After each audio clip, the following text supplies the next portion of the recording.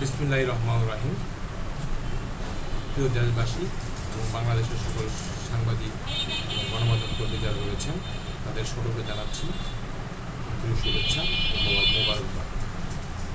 আমরা যারা গণমাধ্যম কর্মী রয়েছি, গণমাধ্যম কর্মীদের নিত্য নতুন সংবাদ সংগ্রহ করতে হয় এবং অনেক সময় আপনার অপরাধমূলক সংবাদ সংগ্রহ করতে গিয়ে বিভিন্ন সাংবাদিককে ঝুঁকির মুখে পতিত হতে হয়। তো সম্প্রতি সাংবাদিক নিরাপত্তা নিয়ে আমরা কিছু শঙ্কিত রয়েছি এবং সাংবাদিকরা বিভিন্ন তথ্য সংগ্রহ করতে গিয়ে ঝুঁকির মোকাবেলায় করছেন, ঝুঁকির মুখে পতিত হচ্ছেন। তো এই বিষয়টি আমরা কীভাবে মোকাবেলা করব? বর্তমান সরকার আমাদের যথেষ্ট সুযোগ সুবিধা দিয়েছে। বর্তমান সরকারের প্রতি আমরা কৃতজ্ঞ। বর্তমান সরকার গণমাধ্যম সংস্কার কমিশন করেছেন গণমাধ্যমকে ঢেলে সাজানোর জন্য। আমরা এই প্রক্রিয়াকে সাধুবাদ জানাই এবং আমরা বর্তমান সরকারের এই পদক্ষেপকে আমরা সাদরে গ্রহণ করছি। তবে আমাদের প্রশ্ন হলো যে সংবিধানের চতুর্থ স্তম্ভ হয়েও আমরা কি পুরোপুরি নিরপেক্ষভাবে সংবাদ পরিবর্তন করতে পারছি, অথবা আমাদের কি কোনো সমস্যা হচ্ছে, অথবা আমরা কি কোনো বেড়াজালে আটকে যাচ্ছি? বিষয়টি এমন নয়। বিষয়টি হচ্ছে যে একজন সাংবাদিক সৎ এবং নিরপেক্ষ থেকে রাষ্ট্রের পক্ষে, জনগণের পক্ষে, সরকারের পক্ষে বস্তুনিষ্ঠ সত্য সংবাদ পরিবেশন করবেন, এটাই স্বাভাবিক প্রক্রিয়া।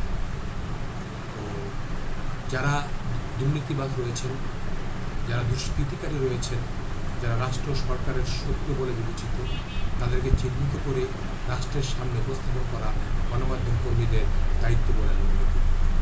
সে দিক থেকে, সে দৃষ্টিকোণ থেকে আসুন আমরা সবাই সরকারকে সহযোগিতা করি এবং একটি নিরপেক্ষ, অবাধ, গ্রহণযোগ্য নির্বাচন অনুষ্ঠানে বর্তমান সরকার ও নির্বাচন কমিশনকে আমরা আমাদের স্ব অবস্থান থেকে আমাদের সাহায্যের দ্বার আমরা উন্মুক্ত করে দিই।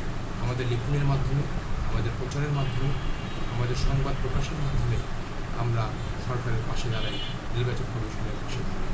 এক্ষেত্রে সরকারের কাছে আমাদের অনুরোধ থাকবে বা আমাদের দাবি থাকবে সরকার যেন আমাদের নিরাপত্তার বিষয়টি দেখেন এবং ঝুঁকির বিষয়টি দেখেন এবং বিনা কারণে সাংবাদিক নির্যাতন, সাংবাদিকদের প্রতি জুলুম, সাংবাদিকদের প্রতি হয়রানিমূলক মামলা অথবা যে কোনো প্রকার ঝুঁকি, এই বিষয়গুলো সরকারের মাথায় রাখতে হবে।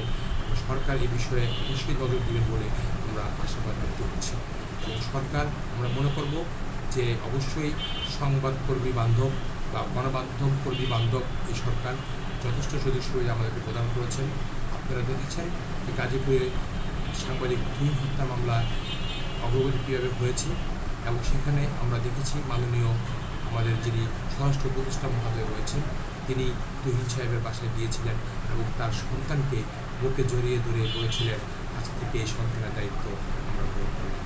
এই দৃষ্টান্তটি জাতির কাছে উজ্জ্বল দৃষ্টান্ত হিসেবে কাজ করবে। এই দৃষ্টান্তটি সাংবাদিক সমাজের অহংকার এবং গর্ব বলে আমি মনে করছি। পাশাপাশি আপনারা দেখেছেন ডাকসু নির্বাচনে চ্যানেল এসের সাংবাদিক, তিনি হৃদযন্ত্রের ক্রিয়া বন্ধ হয়ে স্ট্রোক করে ঘটনাস্থলে ঢাকা বিশ্ববিদ্যালয়ের যে ডাকসু নির্বাচন হয়েছিল সেখানে মারা গিয়েছিলেন। সেই সংবাদকর্মীর পাশেও ডাকসু যিনি ভিপি নির্বাচিত হয়েছেন, শিবিরের যে প্রার্থী ছিলেন, তিনি কিন্তু তার বাসায় গিয়েছিলেন এবং তাকে সর্বাত্মক সহযোগিতার আশ্বাস ব্যক্ত করেছেন।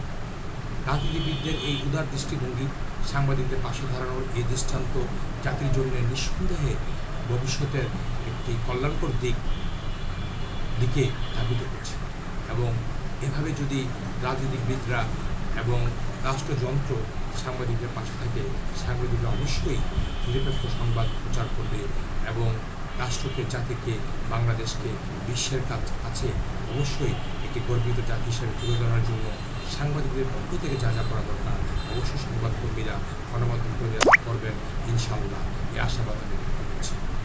আবারও দেখা হবে আরেক পর্যায়ে। তো তখন আপনাদের সাথে আরও কিছু ভিডিও শেয়ার করবো। যদি কোনো ভুল ভ্রান্তি বা ত্রুটি হয়ে থাকে, যারা দেখছেন তাদের কাছে ক্ষমা প্রার্থী এবং সেজন্য আমাকে ভুলটি কমেন্টসের মাধ্যমে ধরিয়ে দেবেন এবং আগামীতে যেন আমি সাংবাদিক সমাজের পক্ষে কথা বলতে পারি সেজন্য আমার জন্য দোয়া করবেন। ধন্যবাদ।